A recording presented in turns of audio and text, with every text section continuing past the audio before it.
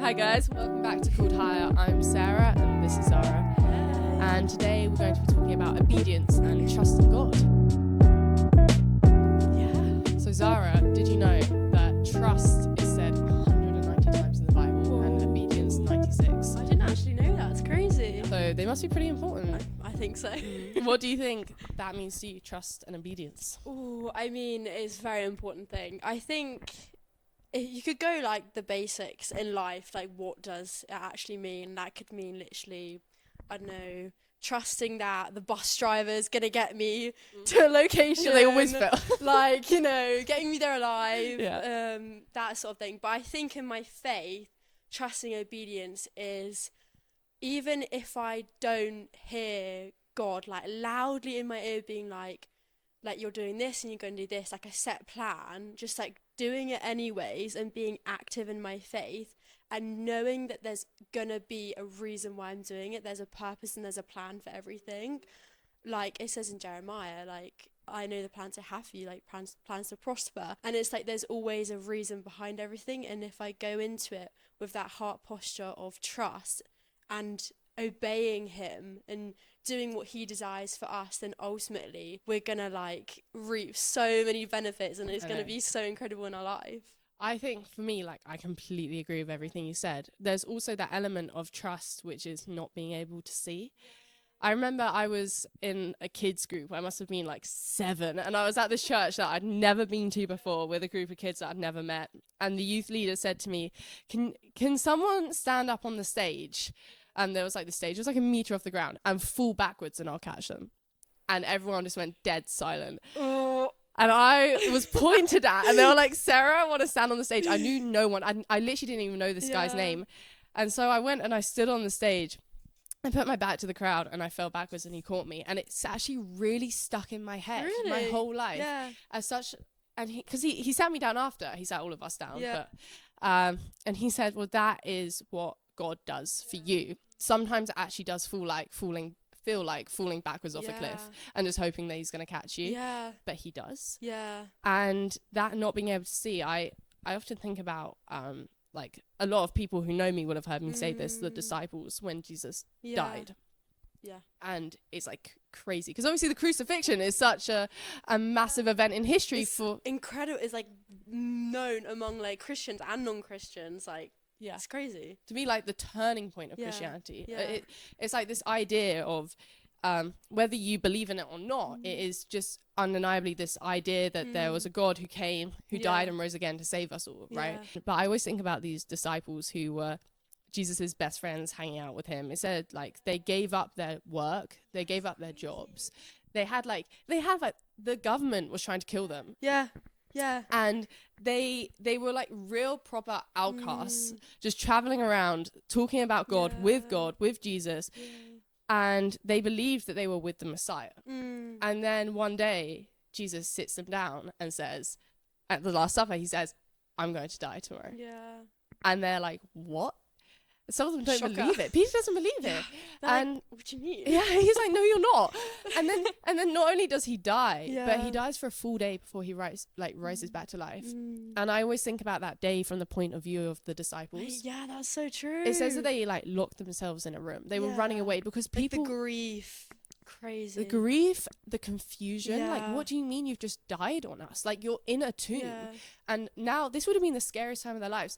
Not only do they have like a death penalty on their heads, everyone's mocking them, everyone's laughing at them, and the person who they thought was going to be able to save them is dead. Yeah, they almost feel, it's almost like that feeling of like betrayal. Like you have a best friend and you're with them all the time, like everything, you like rely on them so much, what they say, like everything they speak is like, okay, I trust that that's truth. Yeah. And it's like, imagine like I just get betrayed by that best friend entirely, and obviously Jesus not betraying them because they just don't know at that point. Yeah. But it's like that feeling of like, well, why isn't he here then? Why is he not standing next to me?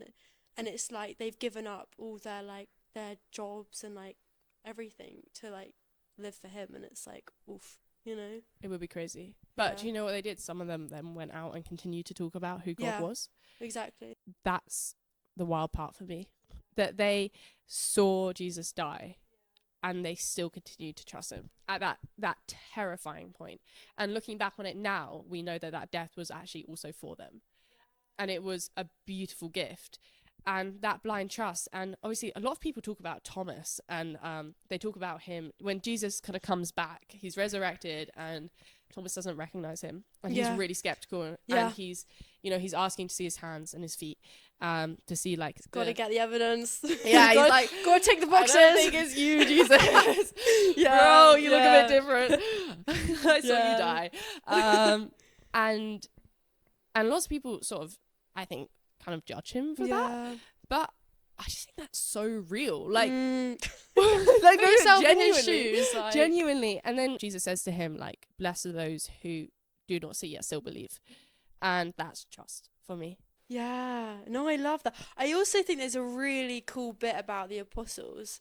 It's like, when you think about it, if you really deep it, like, they were really young. Like, they were like teens, weren't they? I think They were like our age. Some were early 20s, but that's it. Like, they were young, like proper young people going out, and like, it's like, imagine us like dropping everything, dropping all my plans that I've got in life, and being like, no, I'm gonna go live it up for him. Like, I almost, like, I have so much awe for it. Like, it's just such a cool thing to like put your identity and your worth in what Jesus has called us to do, and like it like spurs me on, like, I want to do that. Like, I want to be able just to be like, yeah, I'm gonna follow that. Like, it doesn't matter if I don't know the plan or like what's gonna actually happen. It's like, obviously, like you said, you're not gonna know, but it's ultimately the process of trusting. For I know the plans I have for you, plans for you to prosper, and she's got it down.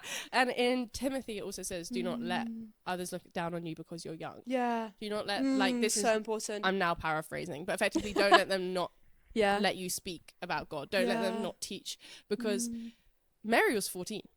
I think we should talk about Mary and Joseph. Well, let's go there. Let's go there. She was so young. Yes, she was quite young, and it was also they weren't married. Yeah, like they were not at that point where, you know, the rings have been distributed. They were the rings were not there. It's crazy. There's a point also in the New Testament of a woman.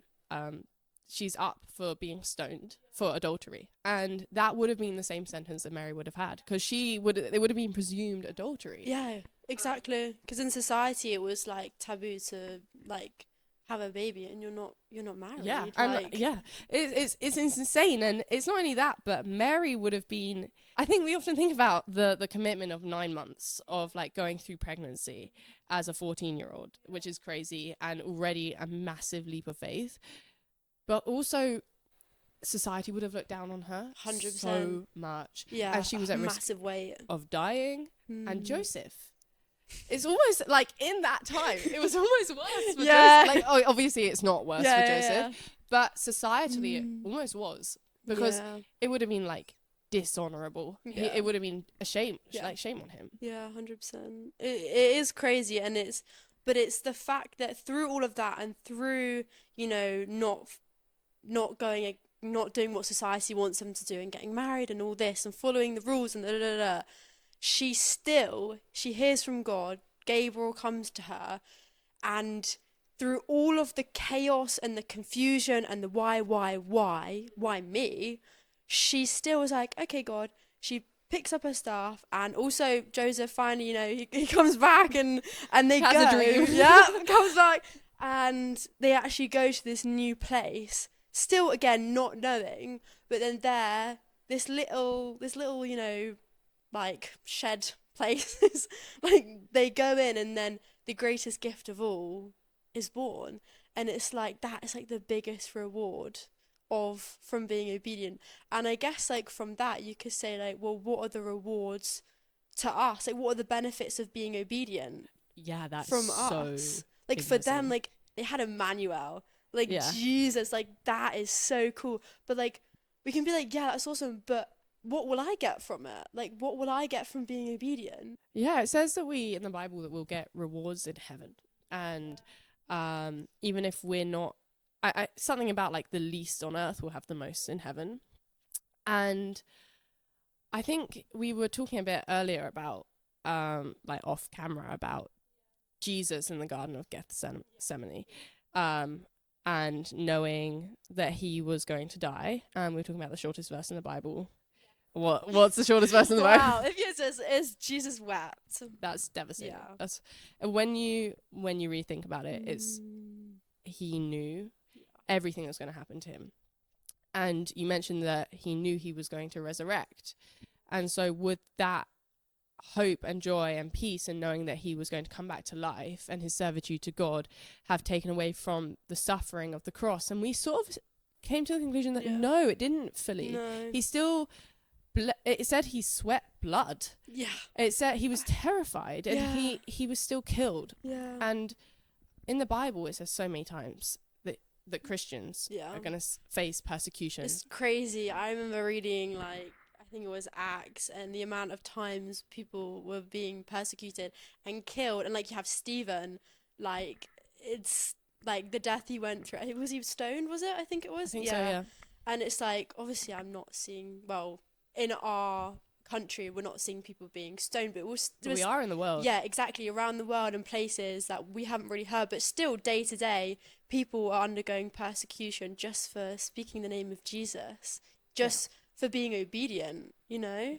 And it's sad. And pretty much all bar one, all of the disciples died, like very gruesome deaths. I think, was it Peter who was crucified upside down? I think it was. I can't remember exactly. That is. So it was one of them. Yeah. I'm pretty sure. Maybe it wasn't Peter, but it was one of them. We'll leave that on the sidelines. But anyway, they all died pretty gruesome deaths. And so, but like going back to Jesus and back to what you were saying, he rose again. And he knew that there was going to be a new life, a new earth. And he knew that he was destroying evil. And we get to know that we have eternal life. And any suffering in this world has been defeated. And that sounds so, like, how can you even quantify that? Because we see so much evil in the world. But we know that there is some amazing plan that next, it literally says there'll be a new earth where all the tears will be wiped away. All your tears will be wiped away. That's what it says in Revelations. And genuinely, I do feel that we can trust, like Jesus did, that it's worth the fight. And that we have God through it. No, 100%. I think that's so good. You make some really good points there. Oh, I can do without you. Oh, okay. But yeah, I think there's also there's so many benefits of being obedient. I think a big one is the connection, the connection you have to God. Because from being obedient, it's almost like you create, like, you get rid of any sort of gap there almost was. Like, you're getting as close as you possibly can to God by being obedient, because you're literally sitting in the presence of God. And obviously God is always with you, around us all the time, but that's when you really get to acknowledge it and soak in it and just, like, take it all in. And you just get to this point, and from, like, I can definitely tell from experience on times comparing it when I have maybe been not so obedient and then when I have been obedient, the connection I feel to God, it's not a feeling actually, it's real. The connection I have is unlike any other thing in this world. And it's like he's next to me, and it's just like such a warmth you get. I feel like an element of that is also that suddenly it's not on you to do the right thing and to constantly be figuring your life out. I think in modern society, if you're on social media, there is such an agenda of, do it on your own. Like, all this stuff about solving yourself, fixing yourself. Yeah. Whereas when you're obedient to God, then actually it's not like that at all. Yeah. It's about God actually sort of changing you from the inside into this person that can thrive. Yeah. And I also think we wanted to talk a bit about how can we be obedient. And when you were talking about being in God's presence more, it reminded me that we spoke about Jesus in Gethsemane. Well, what was he doing? He was praying. Yeah, exactly. And I think prayer, throughout the Bible, like, people go off into the wilderness and they pray. And there's this passage where the disciples have been out healing people and they've been casting out demons. And there's this one person who's got a demon in them and they can't cast it out. And they go and find Jesus and they say, why can't we cast this demon out? And Jesus had been fasting and praying in the wilderness for 40 days. And he can do it. And it was all about being faithful and being in God's presence. Yeah. And I heard someone say at a talk before that we can win our battles before we even fight them if we sit in prayer. Yeah, that's good. So I think that's just so incredible. And so many characters in the Bible. David goes off and prays. Like it's just such a common theme. I think prayer has so much power. Like, it is such a powerful weapon and the devil hates it. Like, when we whip out prayer, he's like, what are you doing? He's like, no, come on, don't do that. Like, gets a little bit shy because no, so for real, it says your words have power. Exactly, because it's you're speaking on the name of Jesus, like you're calling upon him, and you're like speaking like life and just power over people. Like, there's this thing I saw, and because prayer is powerful when you're obviously in public and you're talking to people, but also when you're in the secret place, when you're in when it's just you and God, when you're actually actively devoting your time, there's no loud like worship music and event and thousands of people around you, it's just you and God. I think that's when it becomes so intimate and so raw, and I feel like that's when like the devil really shakes his boots. Yeah, no, I know exactly what you mean. because it's like that is when you're choosing in those other environments to be of God. Don't get me wrong, that is amazing, incredible thing to do. I do that myself. But when you go into this secret place and you have this intimate time with you and God, it is just you two. There's nothing else influencing your choice, and you can solely focus on him entirely. And I feel like that is when I just feel like so strong, and I feel like I'm being built up, and can go out and just be part of God's kingdom and army. Like, it's also so important to being obedient, because I think there's this sense that a lot of people have, which is that, well, you say that I should follow the plan God has for me, but how do I know what that is? How am I obedient to God? What do you mean? Hello? That doesn't make sense. But if you're in that secret place that you talk about, then it's actually making room to hear God, to be in that silence, to be in that prayer. It's just so important. And actually you will find that God will speak to you. I think it's sort of different for lots of different people. Some people hear God's voice like there's someone else in the room. Some people hear it like a whisper. Some people as if it's almost not there. It's like a gentle kind of a gentle talk. Yeah. But equally they're both the word of God, and they have power. Some even just get like a I feel so set that this is the right thing to do. Yeah. Like I think the key word is peace. Yeah. I say to so many of my Christian friends, it's like I think you probably have this when you're talking to one of your Christian friends and they have a problem and you're kind of like talking to them about advice, but you're just gonna drop it in the end, like, oh, just pray about it. Like, just make sure. I could be so wrong. I've definitely done that. 100%. But actually, I will normally say, like, what do you feel peace about? Yeah. Because for me, in my experience, I've had some things that have happened, or like people I've lost or stuff like that, or decisions I've made, which to a version of myself would have felt devastating. Yeah. But when they happened, because I'd sort of prayed about them, I felt peace about them, and I knew that was just part of the plan. And so even though there was a version of me that would not have wanted to let certain things go, like following God and being obedient, even though part of it's painful, it was also peaceful.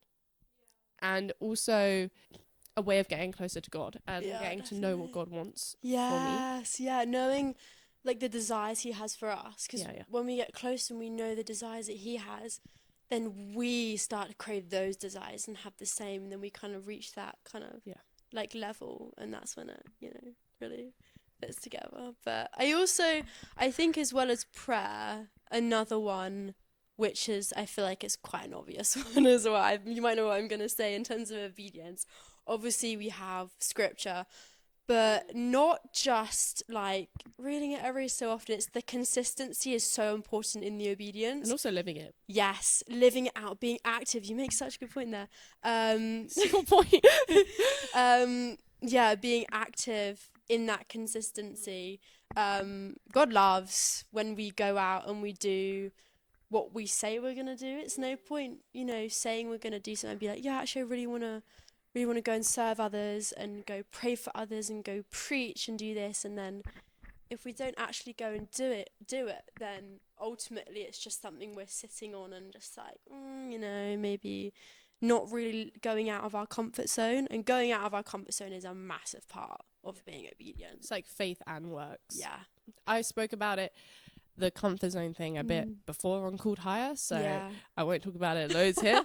But Yeah. we spoke a bit about like a Bible study of Peter walking on water and stepping out over into the water, and so that sense of like moving out your comfort zone and doing what God says, go check it out. It's on YouTube.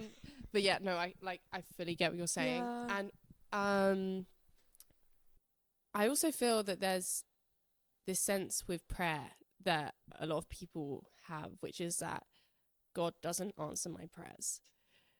And so how could I be obedient to a God that seems to never show up for me? I think lots of people have so much trauma. They have so much just horrible experiences, even within the church. And so how can I trust a God that just never seems to be there? And to start with, the Bible actually acknowledges so much that there is evil in the world. Yeah. The existence of evil does nothing but prove God further. Yeah. And the good news is that Jesus defeated that evil, and we know that ultimately it will not win. Yeah. But it doesn't take away from the pain. Jesus wept. The other element of it is that wanting an immediate answer. There are so many crazy figures and times in the Bible where people have stepped out in obedience and faith, and they just haven't seen an answer for so long. Yeah. There's like Noah's Ark. Yeah. Whether you're Christian, not Christian, wherever you're from, most people have heard the story of Noah's Ark. It's a classic one. Yeah. Yeah.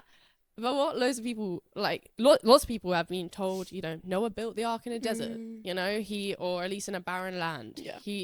The idea of rain was not really something they'd seen in ages. So that in itself felt crazy. But what a lot of people don't know, because it's not really that fathomable to us even, is the Bible suggests that the flood could have been 100 years after he built the ark. Like it says in Genesis that his sons, he had his sons when he was 500, and the flood came when he was 600, and his sons had grown up and all this stuff. And 100 years? That's long. Is crazy. Yeah.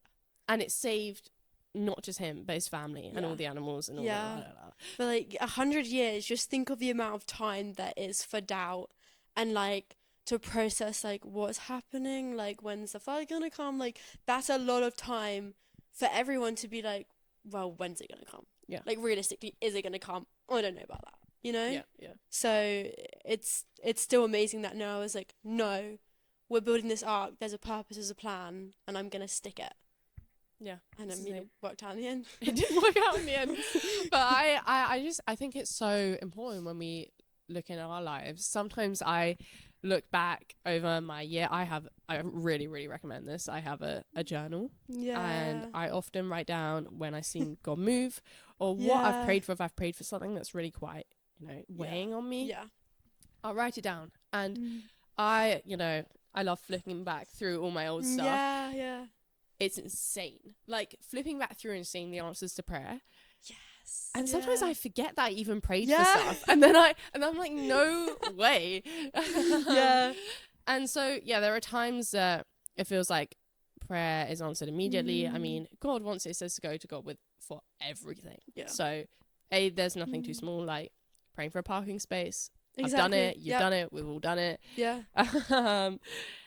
And sometimes you do see pretty great results with that. But, you know, there are much, much bigger things that aren't always answered how we expect them to be answered either. Exactly. I love the thing you said about like your journal. I actually have the same. I have a prayer journal, and honestly, it has been such an impactful thing. I didn't really think about it before, and I wish I was told sooner. But when I started doing it, it made me appreciate like the little things in life that I was, you know, asking God for, and it also there I there are many things that I'd been through that were a bit stressful and just kind of taking over my mind a bit too much, I think.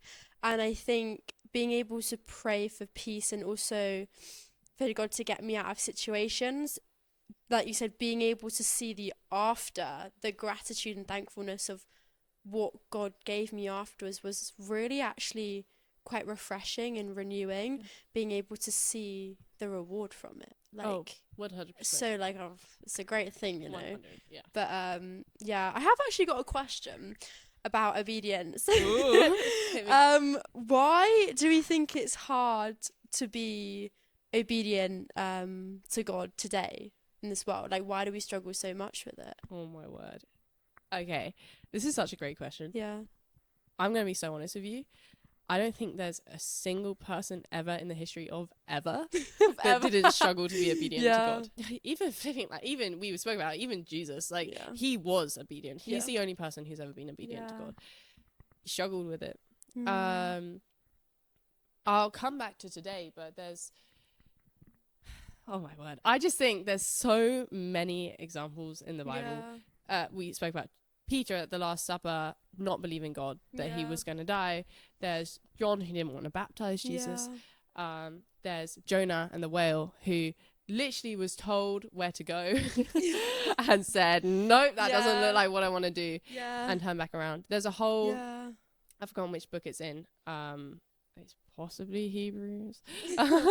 Possibly it's in the New Testament. There's a whole chapter which talks about all the faithful people in the Bible and how they and is it about like Priscilla and like they could have still done, there was still more that was available for them that they could have done, and I genuinely think that everyone, I mean the apostles in the beginning of Acts, so where we talk a lot about like the fire landing on their heads, the fire of the Spirit, and then them going out and being able to talk in loads of languages and stuff. They were locked in a room.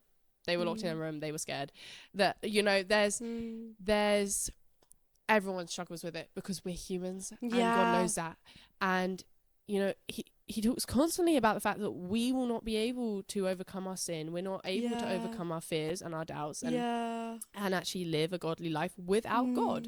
And he came with his grace, and we can trust in that. We're not perfect. It's harder in a modern, it's hard in a modern world for different reasons.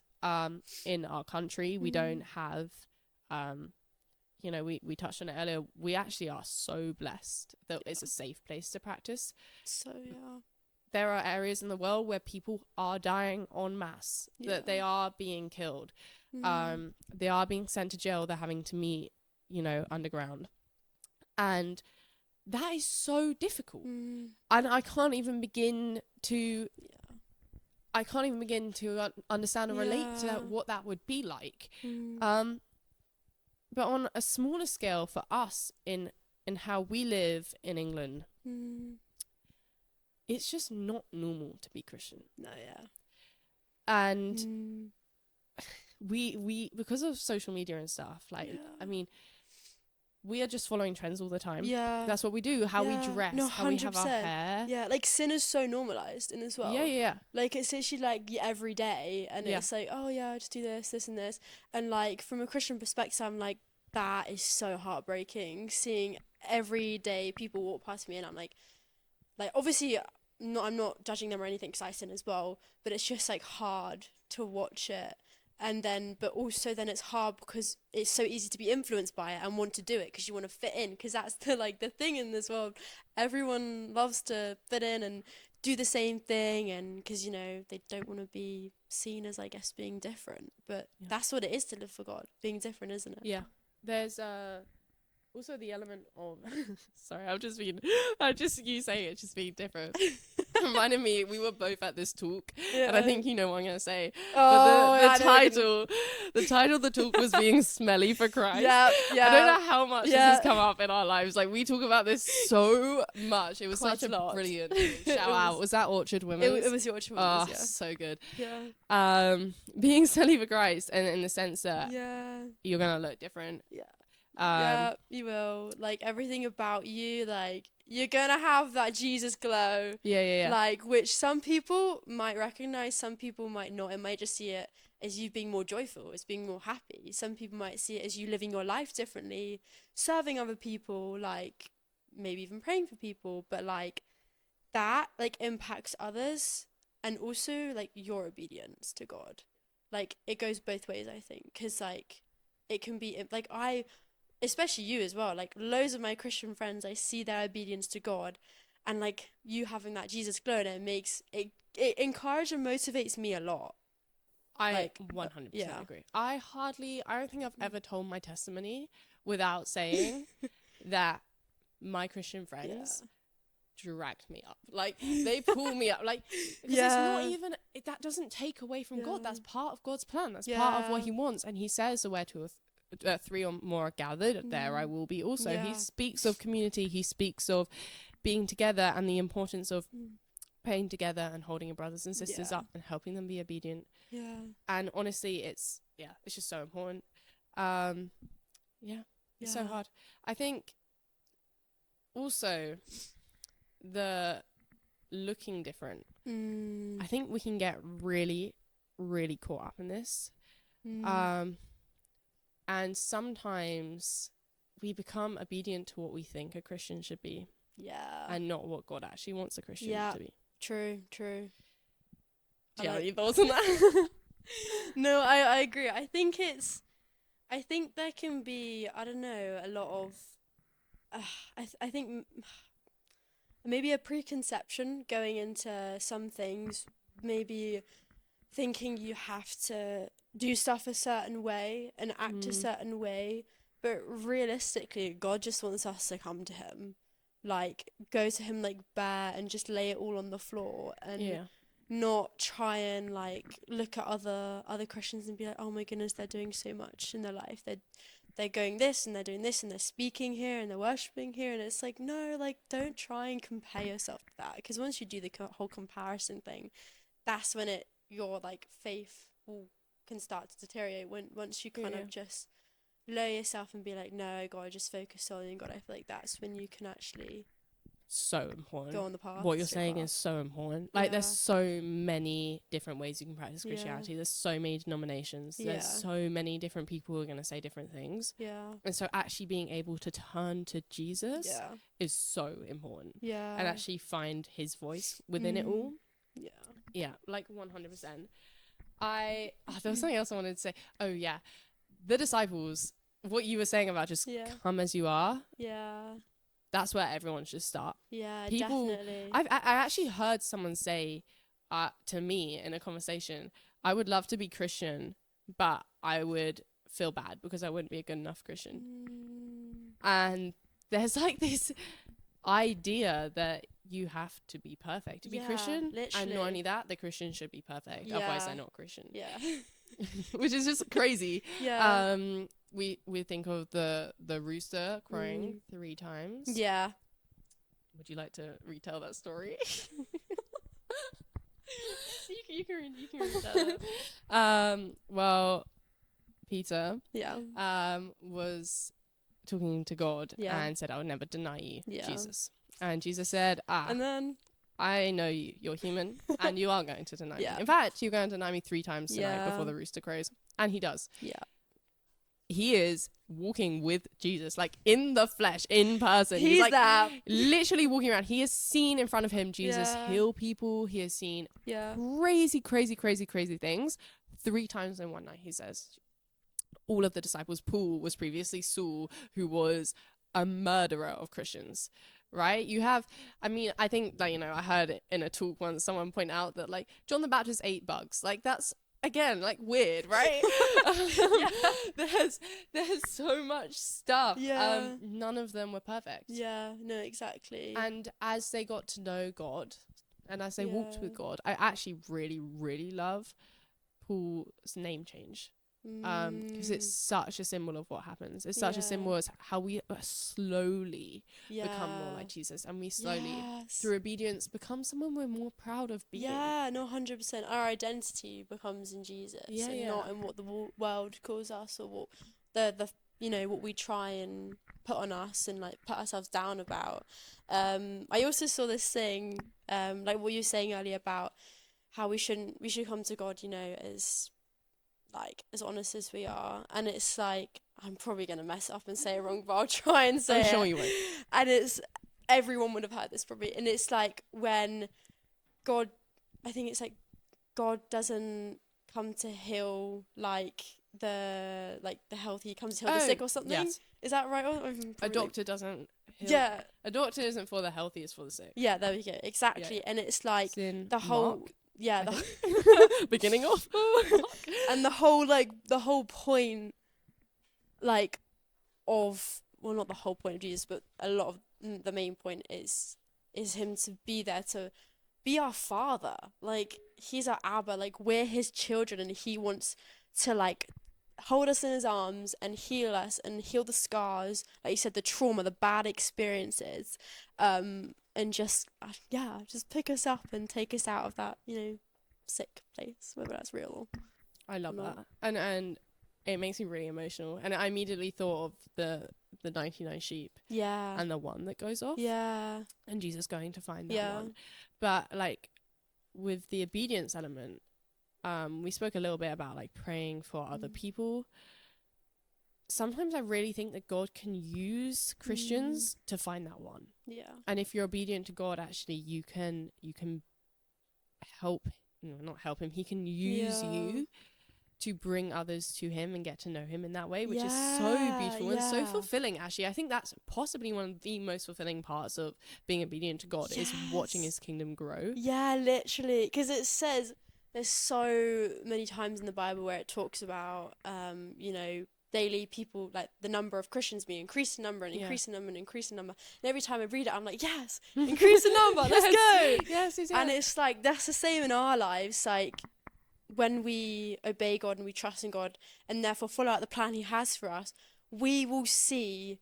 Yes, we won't always see positive things, but we will always be guaranteed more lives being devoted to Christ. If we give our all to him, we will see so many people become Christians, and we're already seeing that, like the Quiet Revival and like Gen Z coming to Christ, like through our obedience of thousands and millions or billions of people. Like look what we're seeing, like it's in front of us. One of the hardest things that I've ever like done is going out and asking, like praying and then asking people if they want prayer, like just like, oh, can I pray for you, like, and people will say, some of the people, their responses, like literally I've had multiple people say, I was just sitting here asking God for a sign, like in that moment. Someone said I feel so lost right now and I really wanted someone to come and say this. Someone said, I went to church for the first time this today, this is crazy. People, there was this girl who I had like a picture of in this exact seat in this exact place. I don't know if you know how terrifying it is to go then to that seat, to that place with your friends and say, okay, let's walk up to this 20-year-old girl and ask her if she wants prayer. Like that is terrifying. We walked up and she's like, no way. Like I just went to my friend's Christian wedding and I was just sitting here thinking about it and asking God for a sign. And we got to give her a Bible and we got to pray for her. That's and pray incredible. With her. And it's just like, that is like, so we were talking earlier about the reward for being obedient to God. That is a reward, being a part of that. There's also we were talking about who you are and not being worthy of being a Christian or of fulfilling God's plan. And it was reminding me of one of my favorite characters, David. Good. We were talking about him and his whole story is literally insane. So God tells Samuel that we're going to, and obviously David is like a massive like figure. Like it's prophesied that the Messiah will come from the line of David. He ends up literally being the ancestor to Jesus. Like he's seen as so important, right? And so God says to Samuel, God says to Samuel, go and appoint, find a king, find the king, the next, and you'll find him at Jesse's house. Yes. And so he goes to Jesse's house and he goes, right, what sons have you got? And he lines up, and David's one of many, many brothers. Yeah. And he's the youngest. Yeah. And Jesse gets all of his brothers to come before Samuel and tells David to go and tend the sheep in the field, and tells him just to be out. And like and so Samuel's there going one by one down all of Jesse's sons. Yeah. And they're like the oldest and the strongest and like the most worthy, or who was seen to be the most wisdomful out of all of them. And he was saying, no, it's none of these people. He said, do you have any other sons?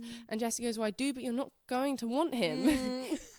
and he called David in from the field. Yeah. And I just think, it's so, what would David have been feeling when he was out there? Yeah. So like, I'm not worthy, so small, so insignificant. He's probably so kind of jealous of his brothers, maybe even. And yet he was the one who was called out. Yeah. And then what's even crazier to me is it wasn't for another 20 years that he became king. Again, the time. The time. Yeah. So he was literally appointed by God. I'm not sure if we're going to have to cut it for a sec. Appointed by God, and then told that he was going to be king. He was anointed with oil. Yeah. He had to wait 20 years. And in those 20 years, he was a harpist. He defeated Goliath. He did quite a lot. And he did a lot of hard things. Yeah. And he went from a shepherd boy to king.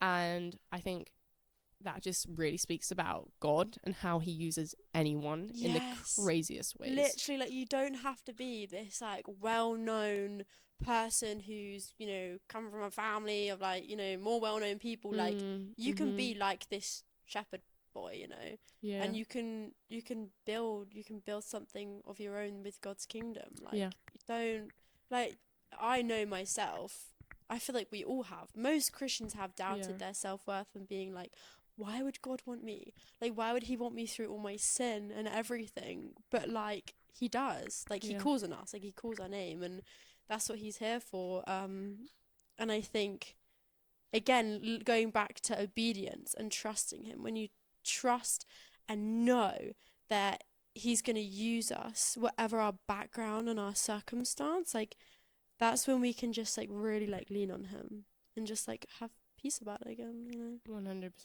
Yeah. And I just love it. I just think it's so insane that it wasn't also just himself that thought that he wasn't enough. Yeah. It was everyone. His own father. Yeah. Literally was like, you're not gonna want to see him. Like he's just a boy. Like he's just, you know what I mean? Like he's worth nothing. And no matter what any other human in the world can tell you about yourself, God still loves you.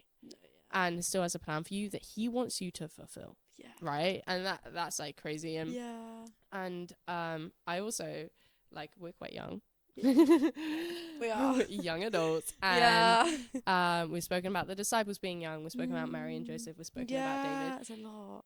And in 1 Timothy it says, do not let them look down on you because you are young, right? And do not, like, now this is paraphrasing, but like you can still teach, you can still learn, like share what you've learned about God. You can still, the disciples were out there healing people, and there's no limit on being obedient to God and what God can do with you if you're obedient, no matter who you are or where you are in life. Yeah.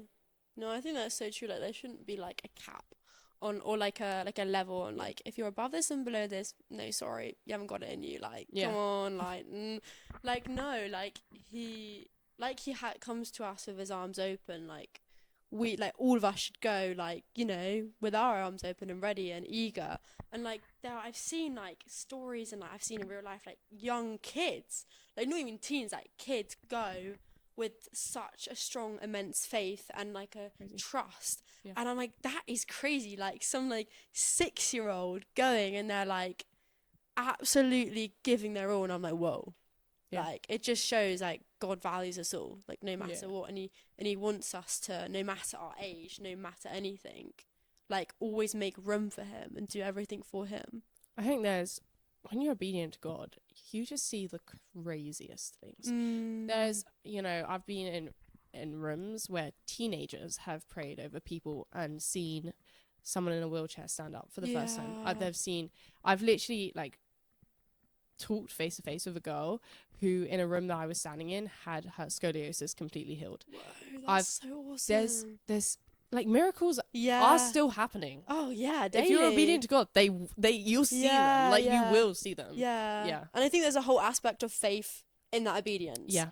Like you can't just go into it just like, oh, okay, yeah, I'm gonna be obedient, but like, like if you go in it with full faith, then like,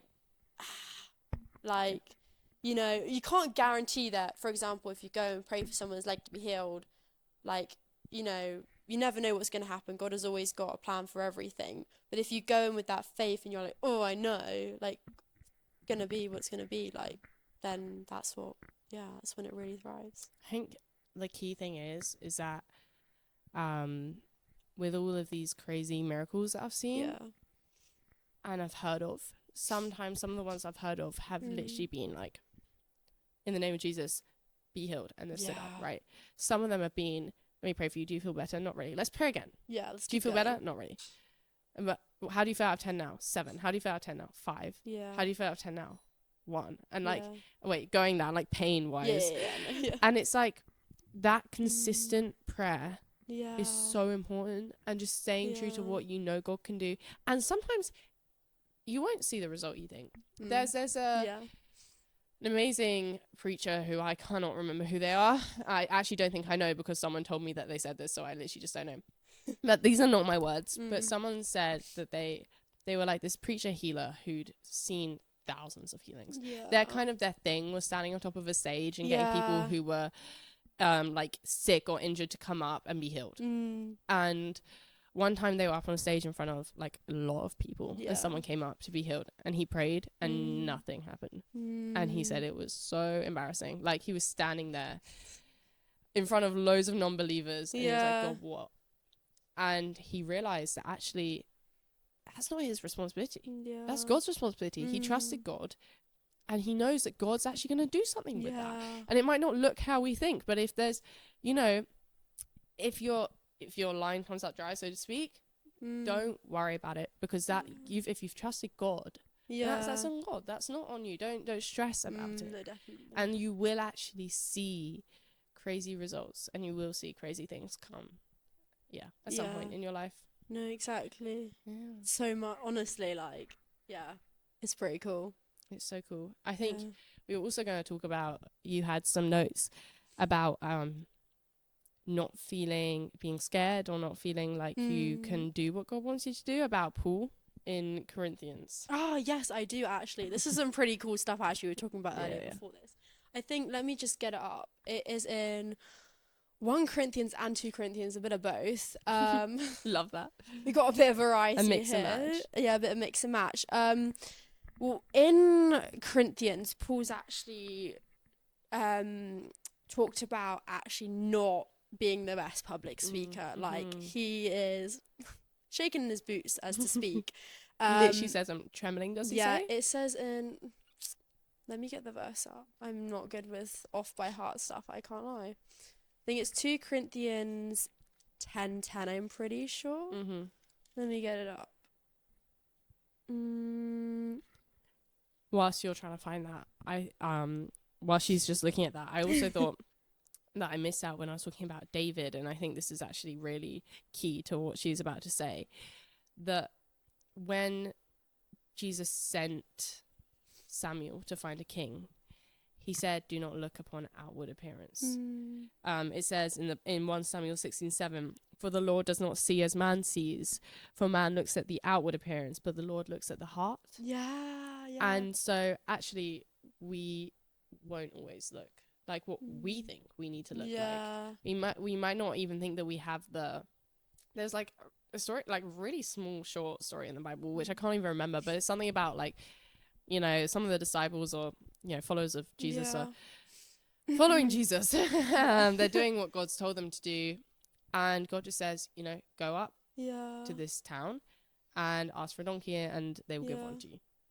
They thought, you know, they didn't have any method of transport, but they just went, right? And God provided. And I think that's like one of those things that we might not always think that we have what it takes, or we might need to have more money first. Is a big one. We might need to have more time first. We might need to have, you know, more time in church. We might need to, you know what I mean? Like, but actually just go. Yeah, you just know? like do it. Like, don't keep worrying about the practicalities of everything and like, how am I actually gonna do this? Like, what in the world? Like, actually just like God tells us to go. Yeah. And he literally tells, like, you know, the disciples to go and to follow him. And we just need to do that. We don't need to just keep, you know, worrying and just being in the, you know, the stress of the moment. We just need to like go, you know, which is good. I have actually found the verse after many a look. This is 1 Corinthians 2 verse 3. So this is, I came to you, this is NIV by the way. I came to you in weakness with a great fear and trembling. And literally says great fear and trembling. Like, Paul was like, he was scared. Yeah, he was lots stressed. of scholars think he had like stage fright. Yeah, exactly. And it's like, but he's talked about so much. Like, he goes and he speaks publicly a number of times, couldn't even count. And he's such an influential person in the Bible and in history. But even despite his own fears and the fear of, oh my goodness, what's going to happen, like doubting, he still obeys. And it's such a strong obedience. Like, you wouldn't even know that he was scared. You wouldn't. And we look at them and we're like, these are some of the great... And you know what else? Like, some of the people in the crowd wrote also in Corinthians, or like he noted that they had said in Corinthians, that his letters are great, but his speaking's rubbish. Yeah. That he was not strong in words. Yeah. 2 Corinthians 10:10, I think it is. Yeah. And it's just... And it's like...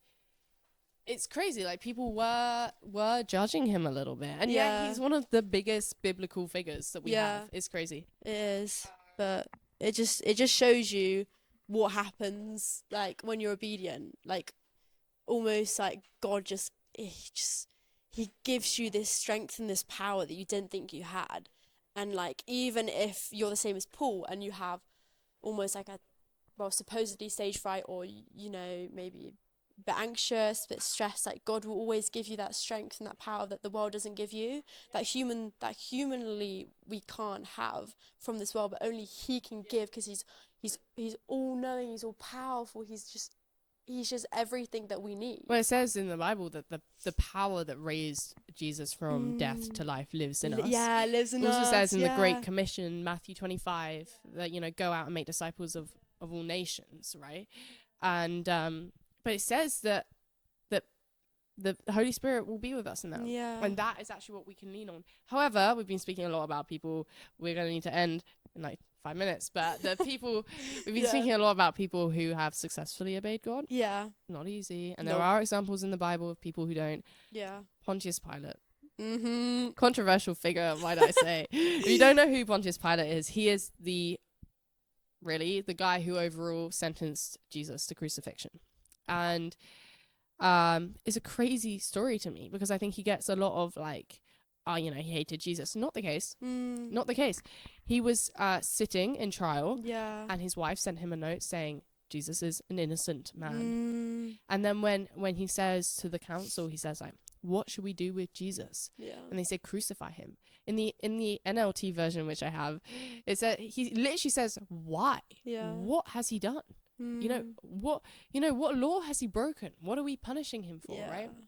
And then Pontius Pilate asks for a bowl of water to be brought up to where he's at so that he can wash his hands. He says, I'm washing my hands of this. This is your responsibility as I sentence him to death, right, to the crowd. He knew that it was wrong. Him and his wife knew that Jesus was innocent, and yet he still sentenced him to death. And I see myself so much in that. In that, True. like, you know, just not just even denying Jesus, sometimes actually being a bad representative of who he is, sometimes actually hurting him. And yeah, it can be really, really hard, and it happens. No, exactly. And it's like that fear of man. Like, he's surrounded by this crowd and they're shouting. They want him to be killed. And in that situation, he's like, you know, like he decides to be obedient to the world, for that matter, instead of being obedient to God. Yes. And it's like, we all do that. And it's like, how do we switch from that obedience to the world to being obedient to God instead? Like, don't be like Pilate, you know, and being like, okay, well, we'll kill him, you know, we'll follow what everyone else says. Like, how do we actually like switch that kind of like thinking? And it's so much easier said than done. Oh my goodness, all of this, you know, is we can go on and yap at you and say do this and do this, but obviously you're gonna struggle sometimes. Yeah, but Jesus forgives. Exactly. Every time, and forgets. Yeah, exactly. And the more you try and live like a Christian, the more you will live like a Christian. Exactly, like going out of your comfort zone and living like the perfect example, Jesus, and that's what will really transform your life. Yeah. Which is incredible, and it's so just renewing, and it just like fills us up, you know. So it's not easy. Obedience, trust, not easy. No. But we know from our own experiences and from the Bible that if we do actually trust Jesus and be obedient to him, crazy things will happen. Supernatural things will happen. For us and others, you know. And also, you will be rewarded, and you will, more importantly than anything else, feel like you found your purpose, and you will. Fulfilling God's plan, you'll be full of peace. This undeniable, just vast. Someone asked me once, like, what do I think, like a kid asked me, what do I think the biggest difference between a Christian and a non-Christian is? And I thought about it, and I genuinely think it's that a Christian knows they're never alone. Yes. Oh, I love that. That's so good. So it's just that like comforter, that like protection, and like it all ties and it all links up with being obedient, but that like it's almost kind of like this like wing is like over you. I don't know how to explain it almost. Like knowing he's there. Like he's holding you. Yeah. Well, what a great way to end. Yeah, that was so good. Thank you so much for talking. Oh my goodness, Zara. thank you. I loved it. This was so good. You came with so many amazing points. Thank you. Yeah. See us next time. Bye. See us next time. I don't know where I'm meant to be looking, but we will be here. Yeah.